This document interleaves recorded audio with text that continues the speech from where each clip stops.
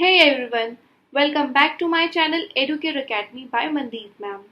मैं हूं मनदीप और आज हम एसएसटी के एमसीक्यूज पर बात करने वाले हैं। इस वीडियो में मैं आपको कुछ इम्पोर्टेंट एमसीक्यूज कवर करवाऊंगी जो आपके एग्जाम में बहुत ज़्यादा मदद करेगा। और साथ ही साथ में मैं चाहती हूँ कि आप इस सब्जेक्ट में ऐसी महारत हासिल करें कि इस सब्जेक्ट से कुछ भी रिलेटेड क्वेश्चंस हो तो आप लोग उसको इजीली कर पाओ। तो चलिए बढ़ते हैं क्वेश्चंस की तरफ बिना टाइम वेस्ट किए। तो फ्रेंड्स, हमारा पहला क्वेश्चन है, भारतीय इतिहासकारों के अनुसार भारतीय इतिहास को किन कालों में विभाजित किया जाता है? 1. भारतीय इतिहास को आमतौर पर प्राचीन, मध्यकालीन और आधुनिक काल में बांटा जाता है। या 2. इतिहास को इन खंडों में बांटने की यह समझ पश्चिम से आई।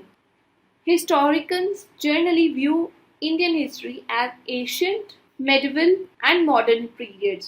और इनको जो डिवाइड किया गया है हिस्ट्री को into 3 periods come from the west। ये दोनों ही स्टेटमेंट्स ठीक हैं।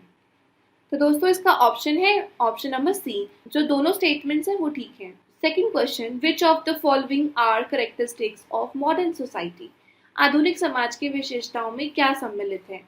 तो दोस्तों, in modern society, ideas like science, reason, democracy, liberation और equality ये सब कंसीडर किए जाते हैं एट्रीब्यूट ऑफ मॉडर्निटी या डेवलपमेंट। तो आंसर होगा इसका 1, 2 and 4। Option D is the right answer. आधुनिक समाज में जो है वो स्वतंत्रता, समानता, लोकतंत्र है जो उसको आधुनिकता और विकास का गुण माना जाता है दोस्तों। Now next question, question number 3, Robert Clive ने हिंदुस्तान का नक्शा तैयार करने का काम किसे सौंपा था? तो जो रॉबर्ट क्लाइव थे उन्होंने हिंदुस्तान का नक्शा बनाने के लिए बोला था जेम्स रेनले को। Option A is right answer. James Rennell को कहा था हिंदुस्तान का नक्शा तैयार करने के लिए। क्वेश्चन नंबर 4, 1929 की आर्थिक महामंदी के संबंध में निम्नलिखित कथनों पर विचार करें। अमेरिकी शेयर बाजार में बड़ी मात्रा में बिकवाली के कारण आर्थिक महामंदी की शुरुआत हुई। अमेरिकी महामंदी का सबसे बुरा प्रभाव जर्मन अर्थव्यवस्था पर पड़ा। तो दोनों ही ठीक बात है। जो अमेरिकन शेयर्स थे वो बहुत ज़्यादा एक ही टाइम पर बहुत जल्दी एक ही दिन में कितने 1.3 करोड़ शेयर्स बेच दिए गए थे, जिससे क्या हुई थी आर्थिक जो महामंदी थी वो स्टार्ट हो गई थी दोस्तों। और 1929 से 1932 तक आने वाले 3 साल थे जो उसके अंदर अमेरिका की जो राष्ट्रीय आय थी वो ऑलमोस्ट हाफ रह गई थी, आधी रह गई थी। फैक्ट्रियां बंद हो गई थी, ठीक है, निर्यात गिरते जा रहा था वहां का, किसानों की हालत बहुत ज्यादा खराब हो गई थी और स्टॉक बाजार जो था वो पैसा खींचते जा रहा था। सट्टेबाज वाला बाजार होता है वो पैसा खींचते जा रहा था। अमेरिका की जो इकोनॉमी थी वो कम होती जा रही थी और इसका जर्मनी के ऊपर क्यों एक गलत इम्पैक्ट पड़ा, द वर्स्ट इम्पैक्ट क्यों पड़ा? क्योंकि जो जर्मनी थी वो अमेरिकी कर्जे से चल रही थी। अब अमेरिका की कंडीशन अच्छी नहीं है तो जर्मनी कर्जा कैसे देगी? तो दैट्स वाई। तो दोनों ही ये जो स्टेटमेंट्स है ठीक है। तो option C is the right answer, both 1 and 2। Now question number 5, 1946 में दिल्ली में पुलिस हड़ताल का मुख्य कारण क्या था? 1946 में दिल्ली में पुलिस हड़ताल हुई थी, उसका क्या मेन कारण था? एक तो उन लोगों को कम वेतन मिलता था और दूसरा क्या था, उनको ना खराब भोजन मिलता था। दाल थी तो दाल में पानी ज्यादा था, बहुत पुअर क्वालिटी का फूड मिलता था। तो इस वजह से दिल्ली में 1946 में जो पुलिस थी उन्होंने हड़ताल कर दी थी अपने अपने थानों में।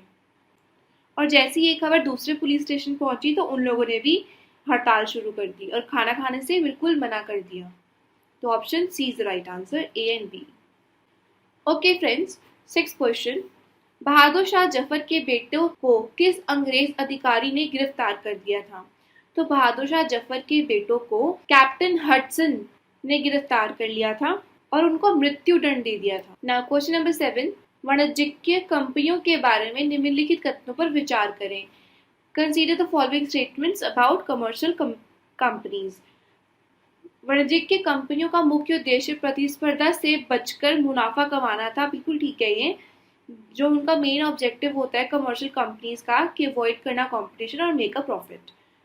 वह सस्ती चीजें खरीद कर उन्हें ऊंची कीमतों पर बेचते थे।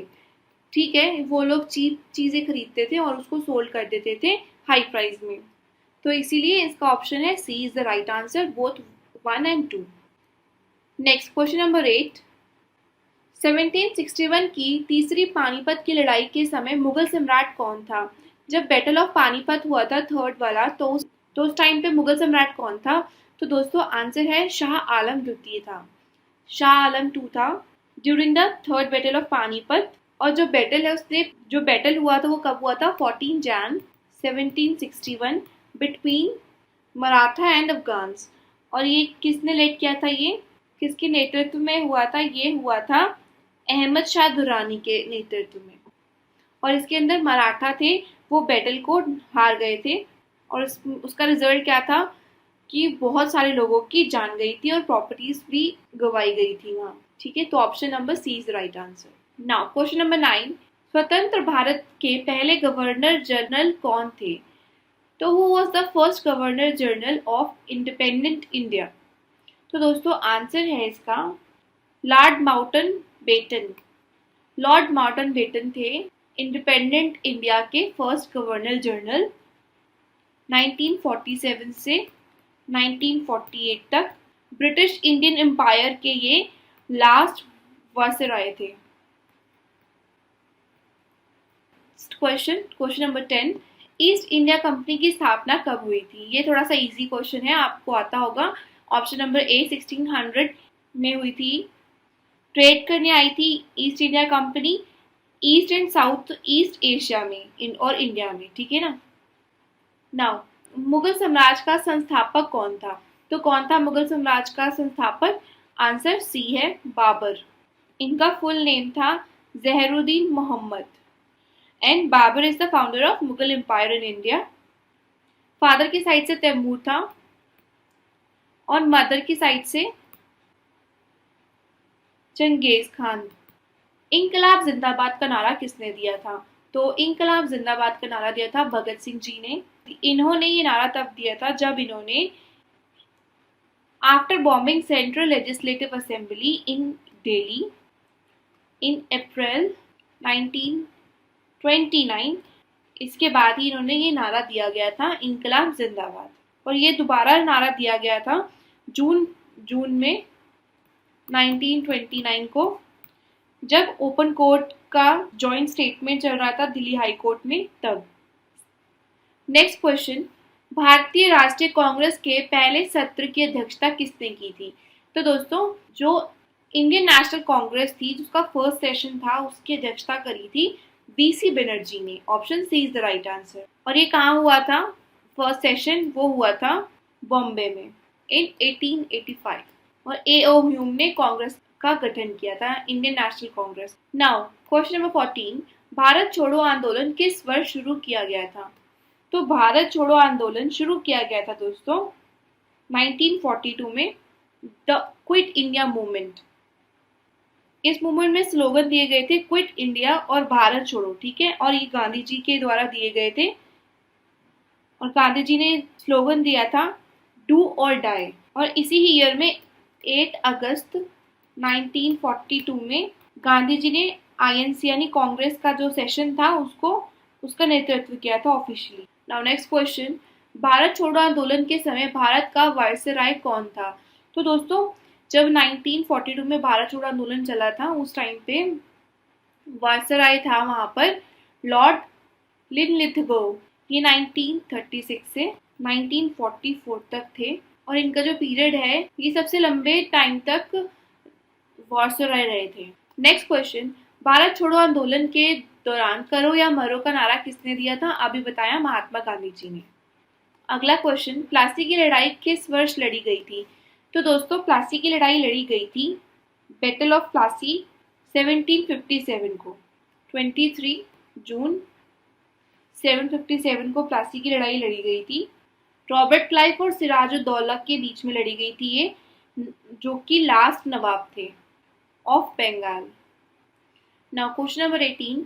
भारतीय राष्ट्रीय कांग्रेस की पहली भारतीय महिला अध्यक्ष कौन थी? तो देखिए, भारतीय राष्ट्रीय कांग्रेस की पहली भारतीय महिला तो कौन थी? सरोजनी नायडू। और अगर भारतीय नहीं पूछा गया, भारतीय राष्ट्रीय कांग्रेस की पहली महिला अध्यक्ष कौन थी, तो आता है एनी बेसेंट। ठीक है दोस्तों। Sarojini Naidu was elected as the president of the Indian National Congress party in 1925 दोस्तों। She is the first ever woman to assume that position. Okay, so thank you so much दोस्तों। प्लीज़ मुझे बताइएगा comments में कि आपके कितने क्वेश्चंस ठीक थे, और जल्दी मिलते हैं नेक्स्ट वीडियो में। Thank you.